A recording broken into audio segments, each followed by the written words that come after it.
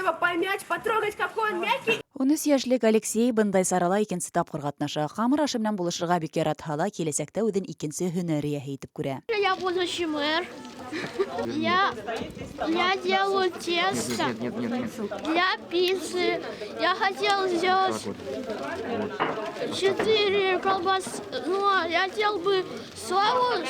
Я хотел бы сделать 4 колбасы. Хочу сделать вкусную пиццу.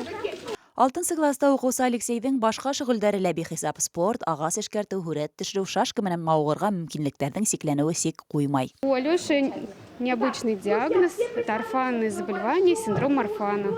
Ходим в реабилитационный центр на реабилитацию. Мы там проходим лечение, получаем массаж, физпроцедуры, занятия с логопедом, с дефектологом. Прям там есть все, что необходимо для реабилитации. Бындай саралар үҫмерҙәрҙе йәмғиәткә яраҡлаштырыуға булышлыҡ итә. Улар араһында дуҫтарса мөнәсәбәттәрҙе үҫтереү, ныҡытыу төп маҡсат булып тора. Социально-бытовой адаптация дип атала. Бөгөн без шуны ҙурыраҡ урынға сығарып, реаль продукттар менән ысынтылап, бешереп, ысынтылап ашап ҡарағандарын теләгәйнек. Миңә ҡалһа, килеп сыҡты ахырыһы.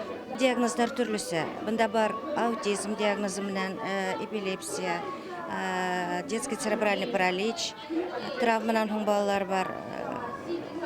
Киләһе ресторанда синдром Дауна диагнозлы балалар да буласаҡ.